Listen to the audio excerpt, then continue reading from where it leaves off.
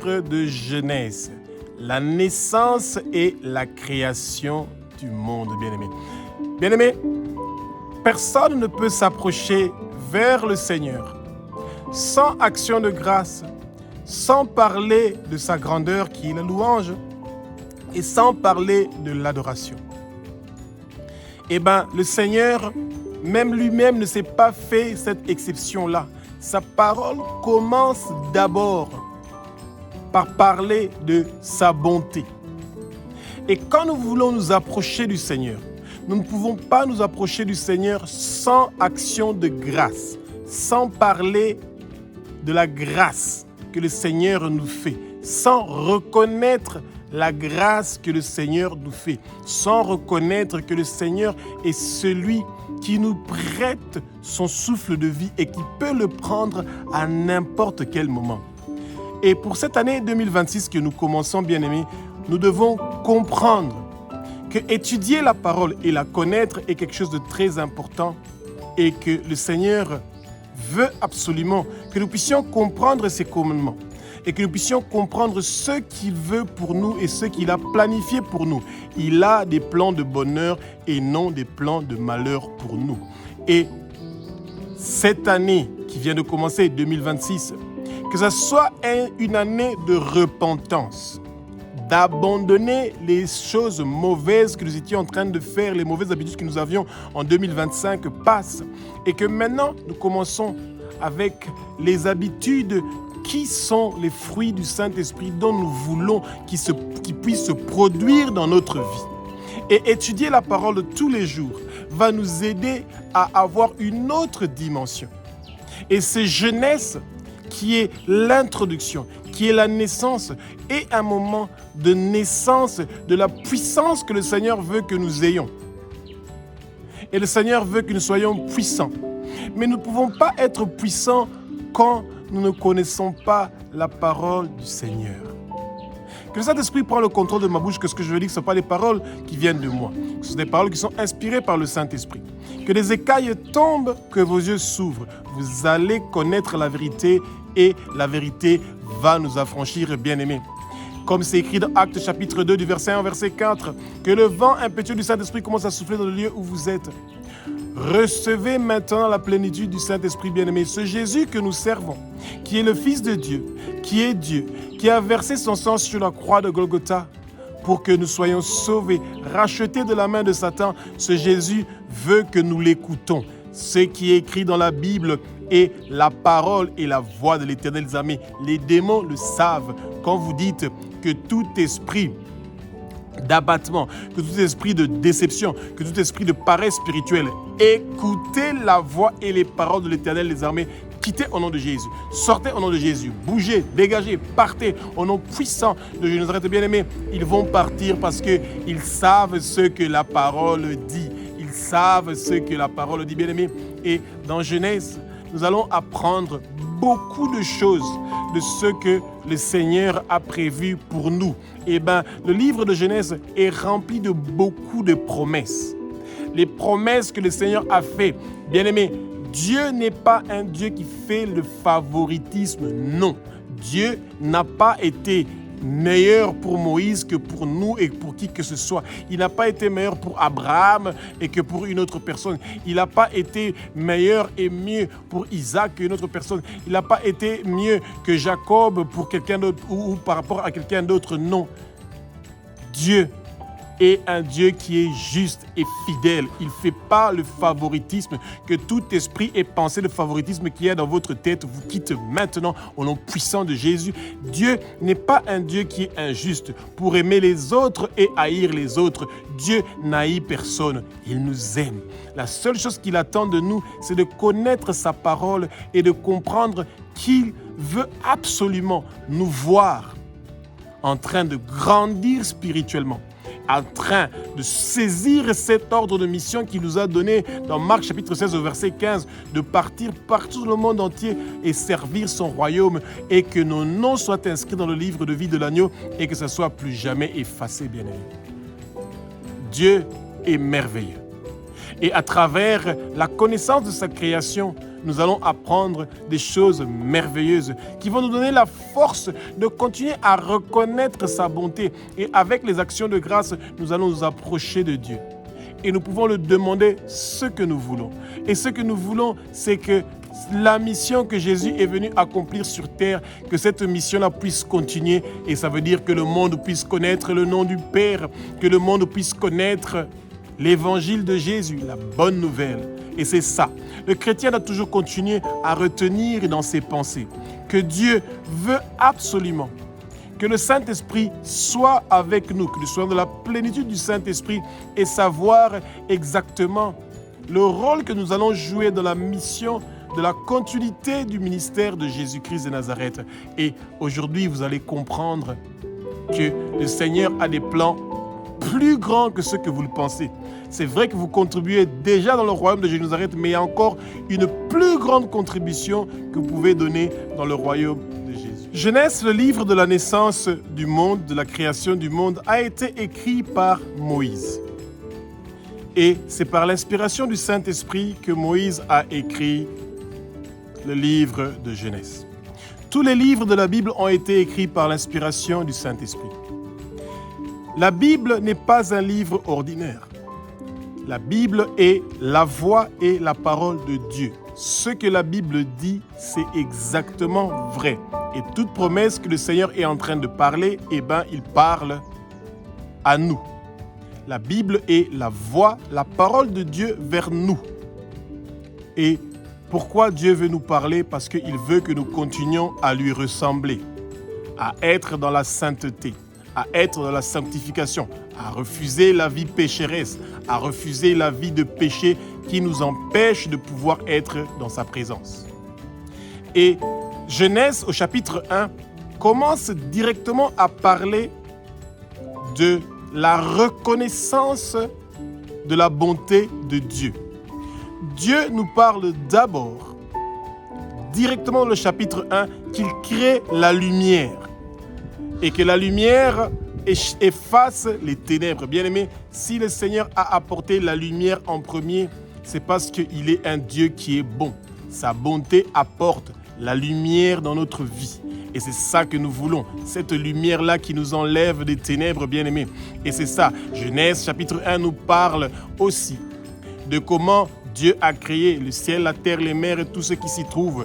Il nous parle que tous ceux qui respirent, que ce soit dans le ciel, sur la terre, sous les mers, tout le monde est en train de louer l'Éternel des armées. Il parle de sa bonté, il parle de sa grandeur, il parle de sa sainteté. Et c'est pour ça que vous voyez, bien-aimés, quand vous regardez la verdure, les herbes à graines, les arbres fruitiers, tout ce qui est vert, tout ce qui respire, c'est joli, c'est beau. Pourquoi? Parce que ça part de la bonté du Père, ça parle de la grandeur du Père, ça parle de la sainteté du Père. Et bien-aimés, qui peut, quand vous regardez la verdure et que la poussière est venue sur la verdure et que vous vous dites, qui peut laver toutes les plantes du monde pour qu'ils continuent à briller, à devenir encore plus verts si ce n'est Dieu, celui qui donne la pluie, qui envoie sa rosée. Bien-aimés, quand nous dormons, il y a la rosée de Dieu qui vient pour laver les plantes, pour laver la verdure. Dieu ne s'occupe pas seulement de nous, il s'occupe aussi des plantes. Et ça part de la grandeur et de la bonté de Dieu, qui est un Dieu qui est formidable et merveilleux. Dieu a créé tout être vivant qui se trouve dans les eaux, dans les mers, dans les océans, partout où il y a de l'eau, dans les rivières, dans les fleuves, Dieu est présent. Il montre sa grandeur. Les poissons sont en train de manger. Ils sont à combien de milliards et de millions et de milliards dans le monde entier. Mais ils peuvent tous compter sur la nourriture de Dieu. Ils peuvent tous compter que Dieu est avec eux. Pourquoi? Parce que ce Dieu est bon.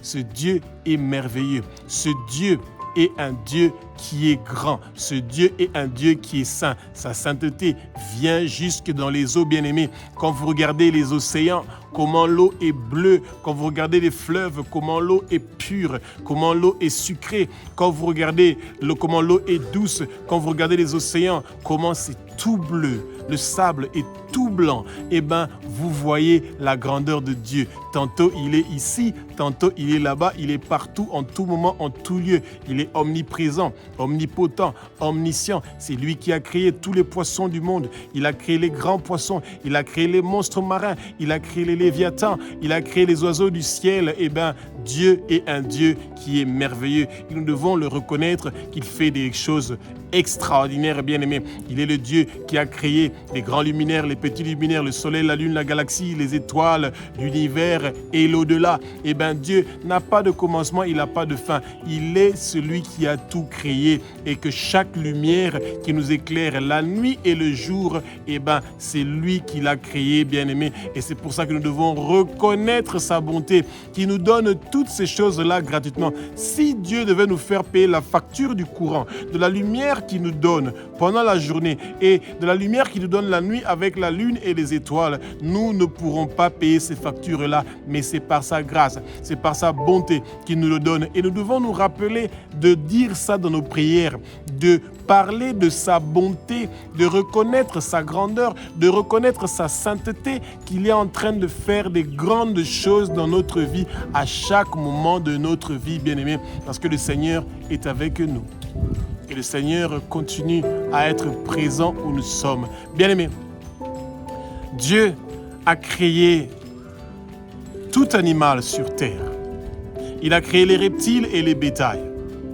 Et il nous a donné pour que nous puissions les dominer, bien-aimés. Il nous a donné pour que nous puissions les assujettir. Et Dieu était tellement content de tout le travail qu'il avait fait, mais il voulait que quelqu'un puisse hériter de ce travail-là. Et c'est comme ça que Dieu a créé l'homme et la femme à leur image. Il ne nous a pas créés inférieurs à tout ce qu'il a créé dans le monde. Non, il nous a créés supérieurs à tout ce qu'il a créé. Et il nous l'a donné. Et il nous a dit, multipliez-vous, remplissez la terre, assujettissez-la. Que toute personne qui pense qu'il est stérile, que ce soit un homme ou une femme bien-aimée, ne soyez pas dans la crainte. La parole nous dit, dans Genèse chapitre 1, verset 28, « Soyez féconds, multipliez-vous, remplissez la terre et assujettissez-la. » Dieu nous donne le pouvoir.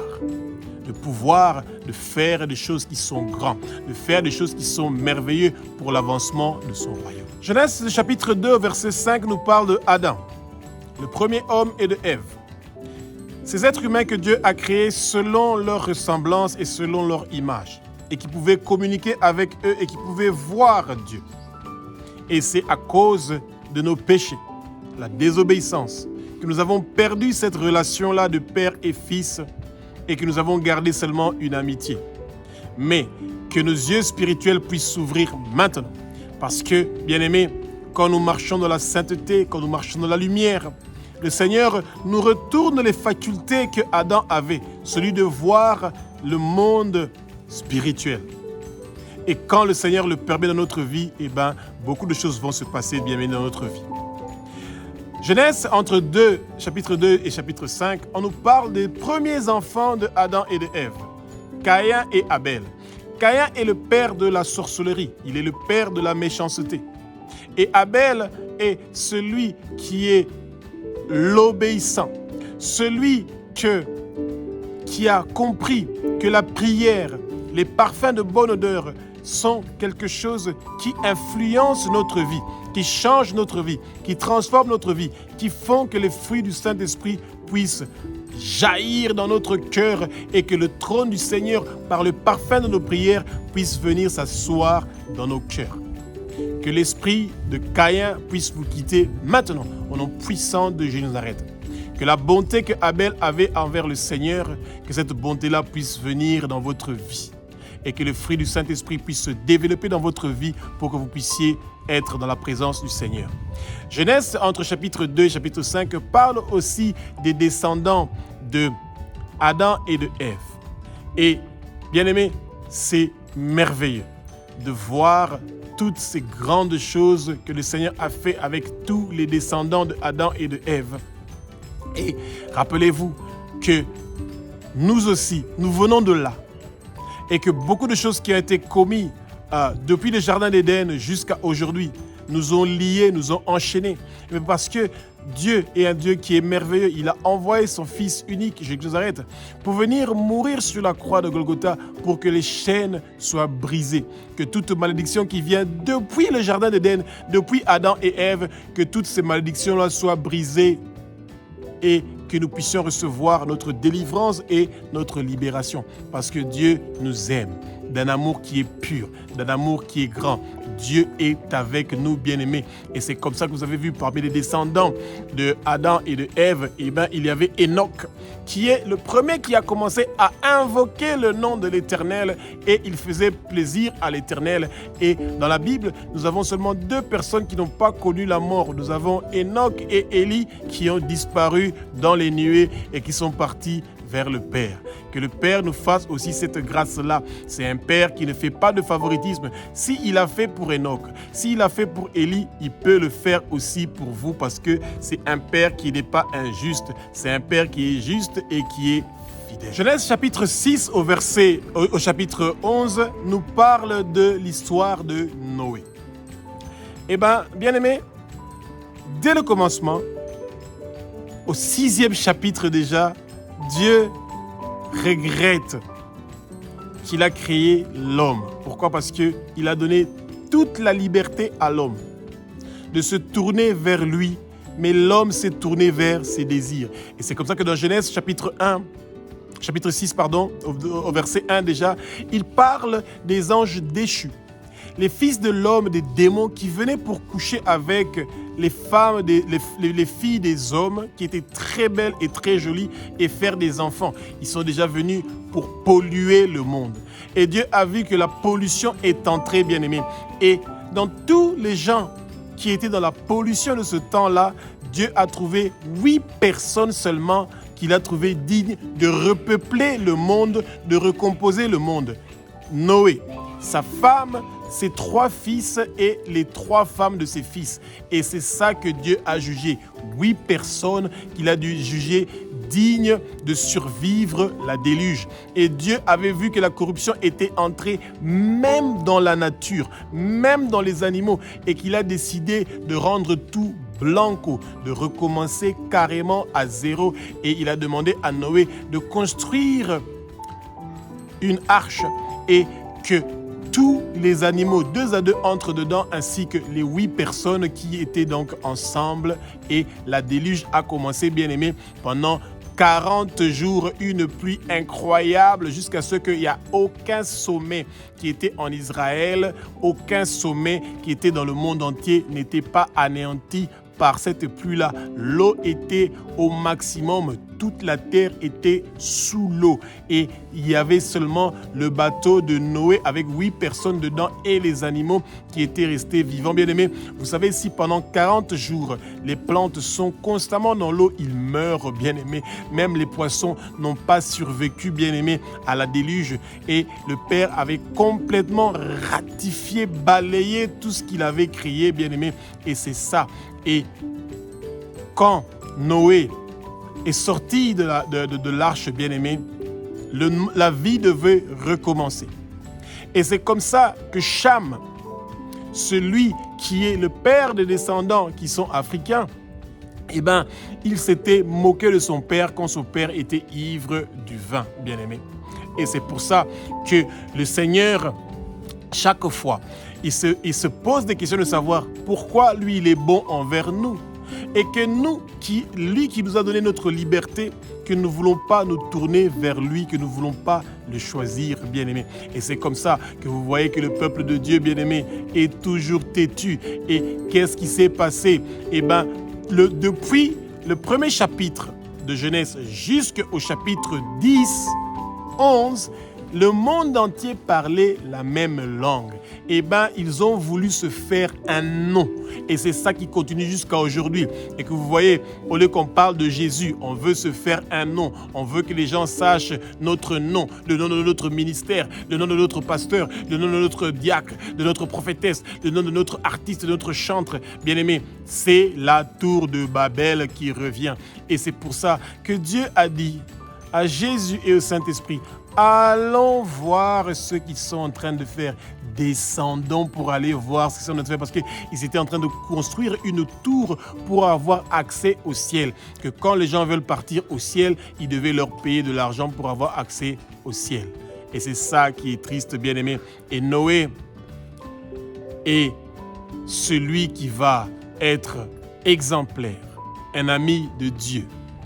Quelqu'un qui avait la crainte de Dieu. Et c'est pour ça que Dieu l'avait choisi, bien-aimé.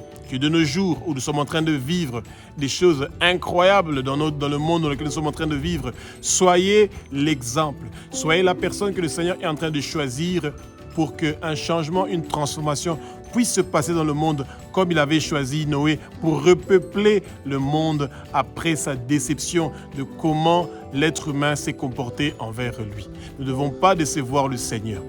Et soyons dans l'allégresse, dans la joie. Ne soyons pas dans l'inquiétude pour penser que c'est impossible de mener une vie de sainteté. C'est très possible. Le Seigneur ne nous tente pas au-delà de nos forces. Genèse du chapitre 12 au chapitre 25, ça nous parle d'Abraham. Et Abraham est un descendant de Noé. Et Abraham reçoit la promesse qu'à partir d'Abraham, il y a une forte nation qui va venir. Une nation qui va dominer le monde. Une nation qui va servir l'Éternel. Et cette nation-là, c'est pas seulement Israël, bien-aimé. Non, du tout. C'est toute personne qui croit en Jésus-Christ de Nazareth comme Fils de Dieu, comme Dieu, comme celui qui a versé son sang sur la croix de Golgotha. Nous faisons partie de la postérité d'Abraham. Et c'est pour ça que Jésus a dit à Nicodème que toute personne qui n'est pas née de nouveau ne partira pas, n'a pas accès au royaume du Père. C'est parce que par ricochet, si nous acceptons Jésus comme Seigneur, Sauveur et Maître de notre vie et que nous acceptons cette nouvelle naissance, nous sommes dans la ligne de la promesse. Toutes les promesses que Dieu a fait à Abraham, ces promesses-là deviennent nos promesses. Dieu a pris Abraham au chapitre 5, il l'emmène dehors et il dit à Abraham, regarde dehors, tu as vu le nombre des étoiles, c'est comme ça que sera ta postérité. Des millions, des milliers, des milliards bien-aimés. Et c'est comme ça que aussi votre postérité sera bien-aimée. Et Abraham, à un moment, il était sceptique. Il se posait la question de savoir, je suis déjà vieux, est-ce que ça sera possible que je puisse avoir un enfant? Dieu tient toujours sa promesse. Malgré que Sarah avait des doutes, Abraham et Sarah ont eu Isaac. Et cet Isaac-là, bien-aimé, c'est le fils de la promesse. C'est l'enfant de la promesse. Et bien-aimé, Dieu, quand il vous promet quelque chose, il le réalise, bien-aimé. Et quand Dieu vous a promis quelque chose, n'ayez pas le doute, ne soyez pas sceptique, parce que Dieu est prêt à faire toutes choses pour amener des révélations dans votre vie. Et la naissance de Isaac, bien-aimé, c'est une naissance qui a apporté des choses merveilleuses, bien-aimé. Et c'est comme ça que vous allez voir que Dieu est un Dieu qui pense toujours à des bonnes choses. Mais ces choses-là sont souvent retardées à cause de ce que nous sommes en train de faire, qui est en train de blesser Dieu. Rappelons-nous de Sodome et Gomorrhe, bien-aimés. Quand nous regardons aujourd'hui, comment, homme à homme, femme à femme, les gens sont en train de faire des choses qui sont incroyables devant les yeux de Dieu et que vous vous rappelez et que les hommes et les femmes et les hommes, les personnes âgées et les enfants étaient devant la porte de Lot dans Sodome et Gomorrhe pour réclamer qu'ils font sortir ces hommes-là qui étaient entrés dans la maison de Lot pour coucher avec eux. Et bien aimés, ce que nous vivons aujourd'hui, un monde corrompu, pourri, dans la déception, dans l'amertume, ça a commencé déjà depuis très longtemps. Lisez l'histoire de Sodome et Gomorrhe. Même les enfants voulaient coucher déjà avec les anges qui étaient dans la maison de Lot, bien-aimé. Et c'est comme ça que nous devons être préparés et de nous rappeler que le Seigneur nous a promis des bonnes choses et pas des mauvaises choses, bien-aimé. Et ensuite, Isaac, bien-aimé, Et c'est un exemple de l'obéissance. Pourquoi? Parce que Isaac avait obéi à son père qui lui a trouvé une femme et que cette femme-là, Rebecca, est venue dans la vie de Isaac. Et Isaac n'avait pas protesté, bien-aimé, quand son père l'avait pris pour l'emmener pour aller faire un sacrifice. Isaac avait accepté quand son père l'avait lié et lui avait mis sur l'autel pour pouvoir le sacrifier. Isaac et vous et moi, nous qui devons accepter d'être les Isaac de notre vie, nous devons accepter d'être celui qui accepte d'être sacrifié pour votre famille, pour vos amis. Et cet Isaac-là, bien-aimé, c'est Jésus-Christ de Nazareth, cet agneau qui a accepté de venir sur terre et d'être immolé.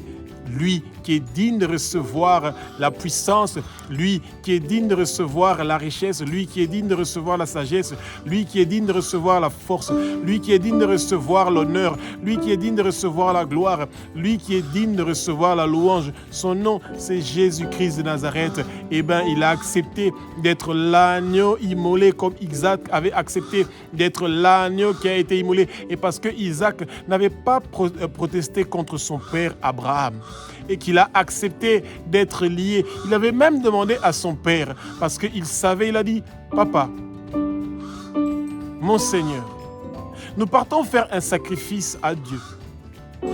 Nous avons le bois, nous avons le feu. Mais où est l'agneau, bien-aimé?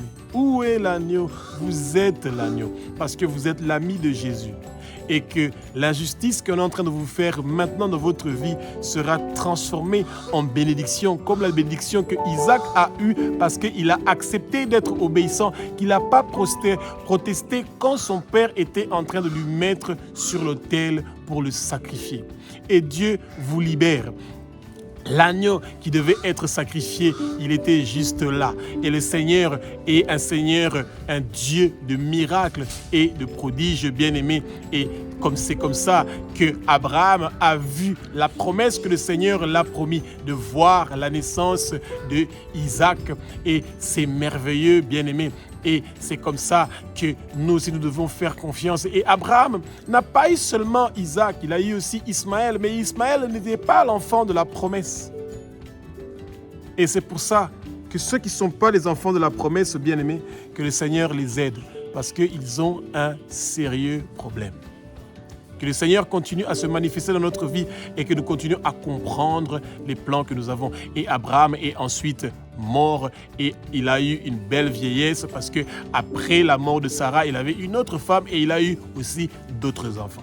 Genèse chapitre 25 au chapitre 28 nous parle de l'histoire de Isaac. Eh bien, Isaac, c'est très dommage qu'il y a beaucoup de chrétiens qui ne comprennent pas que Isaac était un très grand prophète comme son père Abraham. Eh bien, bien-aimé, on ne donne que ce qu'on a. Abraham, qui était un homme qui avait la crainte de Dieu, qui était l'ami de Dieu, parce que Abraham avait discuté avec Dieu sur Sodome et Gomorrhe, bien-aimés, nous devons avoir cette grâce-là de pouvoir discuter avec Dieu et qu'il puisse nous parler et que nous puissions discuter, que nous puissions parler des choses que nous pensons que Dieu n'est pas intéressé de parler ces choses-là avec nous. Et bien le Seigneur veut absolument parler de ces choses-là avec nous, bien-aimés. Et Isaac est le fils de la promesse. Et Isaac est la patience, l'obéissance. Isaac a prié pendant 20 ans pour sa femme Rebecca. Il pouvait aussi se dire qu'il devient le père du murmure et de la lamentation. Parce que ce n'est pas lui qui avait choisi Rebecca. C'est son papa qui avait choisi la femme pour lui. Et il s'est rendu compte qu'il a reçu une femme qui avait la stérilité. Et que Isaac a dû prier pendant 20 ans pour que Rebecca puisse avoir des enfants. Et Dieu maintient toujours ses promesses. Et parce que Dieu avait promis à Abraham qu'il aura une postérité comme les étoiles du ciel, comme le sable de la mer, comme la poussière de la terre, comme la quantité d'eau qu'il y a dans les océans, bien-aimés. Et c'est comme ça que Isaac a continué avec cette bénédiction de son père. Et Isaac, bien-aimé, le Seigneur l'a utilisé d'une façon puissante. Et chaque fois, Isaac était en train d'avoir des victoires sur ses ennemis. Vous vous rappelez de l'histoire d'Isaac avec Abimelech. Et la même histoire qui s'était passée avec Abraham et Sarah. Et que Abimelech aussi était intéressé par la femme, par Rebecca, la femme de Isaac. Et que vous voyez que leur histoire était de pair, ça se suivait.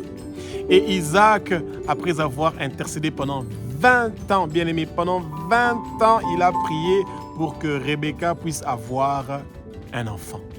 Et le Seigneur lui a donné une double bénédiction, bien aimé. Isaac a eu des jumeaux. Il y avait 2 nations dans le ventre de Rebecca qui étaient en train de se battre. Et le Seigneur, qu'il se révèle à vous, bien-aimé. De la même façon qu'il s'est révélé à Rebecca. Et il a dit à Rebecca, il y a 2 nations dans ton ventre.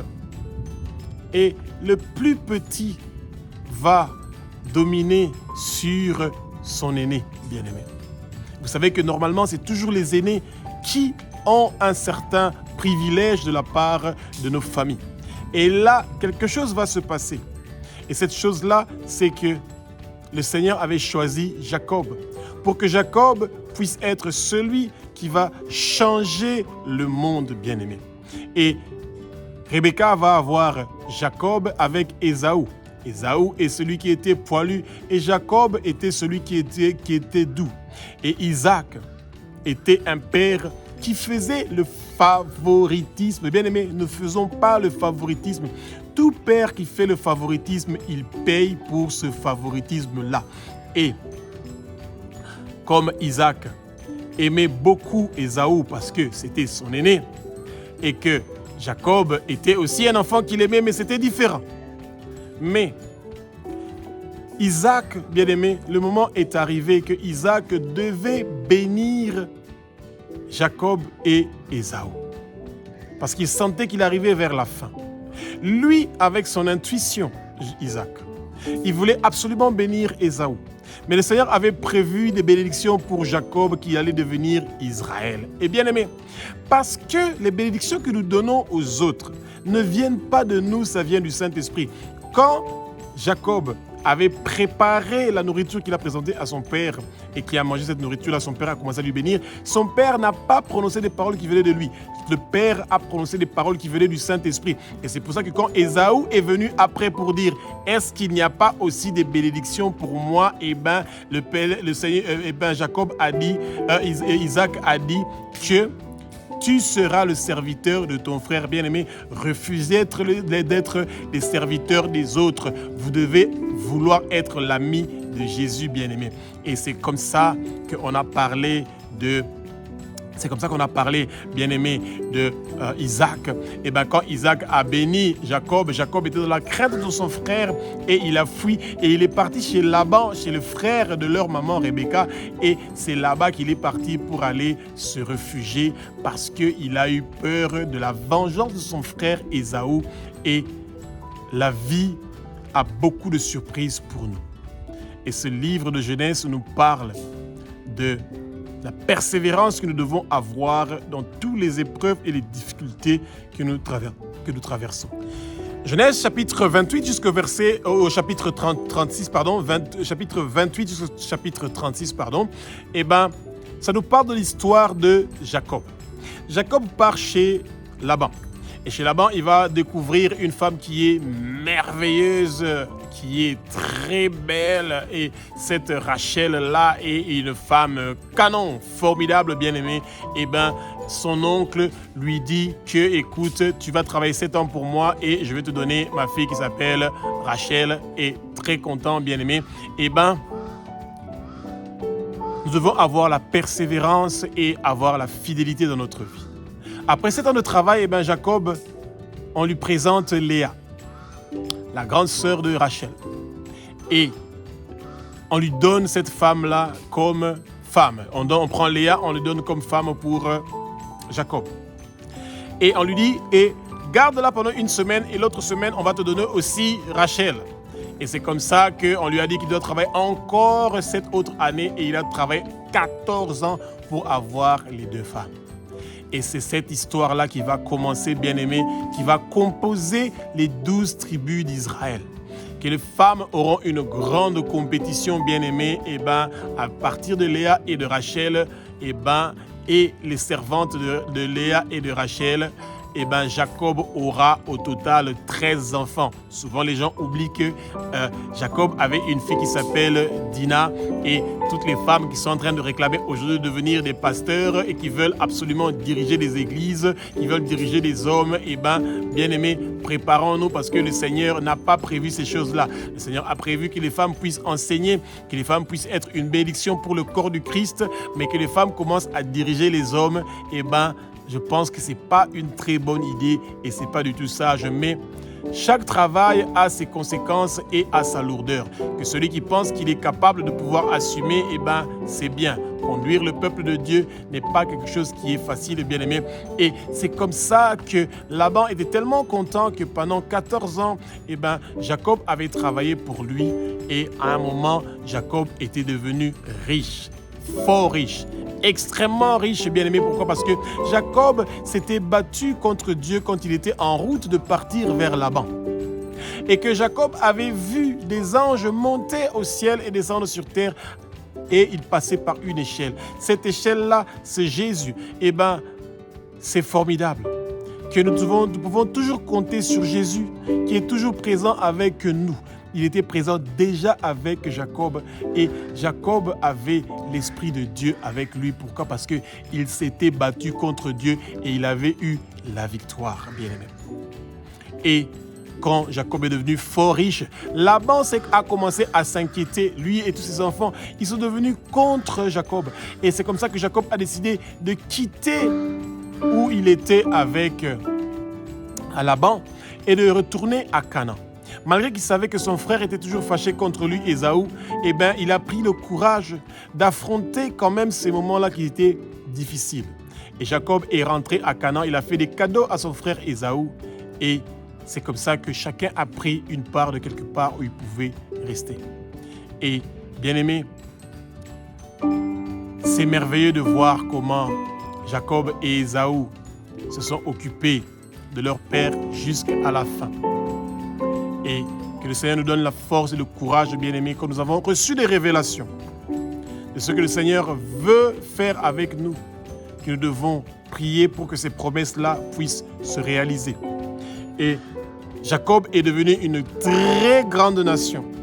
Et les 12 tribus d'Israël ont commencé à faire des choses qui sont formidables et merveilleuses, bien-aimés. Et il y a eu une grande famine en Israël, à Canaan, et que Israël était obligé de partir en Égypte pour qu'il puisse avoir de quoi manger.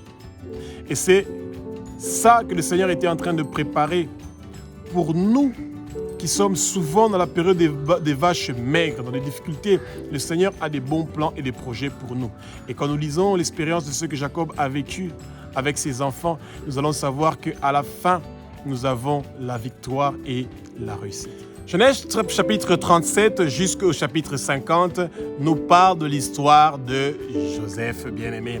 Joseph qui était un enfant qui était destiné à faire des prodiges, des miracles pour le royaume de Dieu, qui avait une étoile qui était en train de briller et qui était en train de parler à ses frères et à ses parents des prouesses, des choses que le Seigneur avait prévues pour sa vie. Et bien-aimé, les frères de Joseph étaient jaloux de Joseph parce que Joseph était en train de recevoir des messages de la part du Seigneur et que ces messages-là parlaient de comment ses frères et ses parents allaient se courber devant lui. On le parlait déjà de comment il allait être supérieur, qu'il allait être à la tête de l'Égypte, bien-aimé.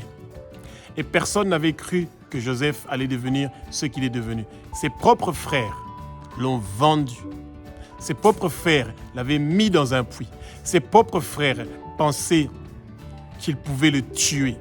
Que toute personne qui souhaite votre mort prématurée, bien-aimé, que le Seigneur ne puisse pas honorer cette demande-là. Ils ne vont pas réussir et prospérer.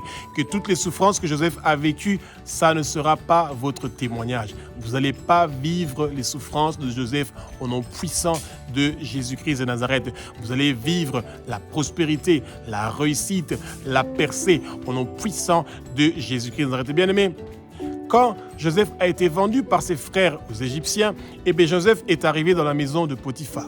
Dans la maison de Potiphar, Joseph a toujours brillé. Toutes choses qu'il tenait dans ses mains, il était béni. Il a eu droit à gérer toutes choses qui appartenaient à Potiphar, qui était son patron, mais il n'avait pas le droit de toucher à sa femme. Et c'est comme ça qu'au chapitre 39, eh bien, le Seigneur nous parle, bien-aimé, de comment Joseph a eu l'épreuve ultime pour pouvoir avoir ce pouvoir-là et cette puissance-là que le Seigneur avait prévu pour lui, bien-aimé. Et c'est comme ça que Joseph, bien-aimé, va résister contre tout ce que le monde de ténèbres avait préparé pour lui dans la maison de Potiphar. Quand la femme de Potiphar, qui a fait beaucoup d'avances vers Joseph, qui était un jeune homme beau et grand, et qui était intelligent, et qui était fort, il a refusé de trahir son maître, son patron qui était Potiphar. Et quand la femme de Potiphar a cherché à coucher avec Joseph, Joseph l'a fui. Il a fui. Nous devons fuir l'impudicité, fuir l'immoralité sexuelle, fuir la fornication, fuir toute chose qui veut détruire notre étoile, qui veut détruire notre avenir, qui veut détruire ce que le Seigneur a promis dans notre vie, qui veut détruire nos promesses. Bien-aimé, Joseph est jeté en prison parce que la femme de Potiphar va faire comme si Joseph l'avait violé. En prison, là où vous êtes dans vos difficultés, dans vos épreuves, c'est là où le Seigneur est venu pour récupérer Joseph qui pouvait traduire les songes. Il a traduit des songes dans la prison où il était. Et même en prison, il avait reçu les responsabilités de gérer la prison. Et c'est comme ça que Joseph est devenu le premier ministre de l'Égypte et qu'il a sauvé l'Égypte de la famine qui était en train d'être préparée pour l'Égypte. Et Joseph a eu une femme égyptienne où ils ont eu Manassé et Ephraïm, 2 enfants qui vont être la suite de belles choses que le Seigneur a prévues pour notre vie, pour que nous puissions être délivrés, bien-aimés. Ce Joseph qui a délivré Israël de la famine, Jésus est celui qui vient de nous délivrer des mains de Satan. Il nous a rachetés de la main de Satan avec son sang précieux. Joseph avait fait appeler son père Jacob pour venir en Égypte, et avant que Jacob puisse mourir, il a appelé ses enfants. Il a dit: Israël, venez pour que je vous dise ce qui va se passer dans l'avenir, bien-aimé, et pour vous montrer que même si vous êtes judaïste ou peu importe la religion que vous avez et que vous ne voulez pas croire que Jésus-Christ de Nazareth est le Fils de Dieu, qu'il est Dieu, qu'il a versé son sang sur la croix de Golgotha pour que nous soyons purifiés, sanctifiés et rendus purs, bien-aimés, Jacob a parlé que Judas, sa descendance, la descendance de Judas, il y aura quelqu'un qui sera un vin qui est en train de laver nos habits.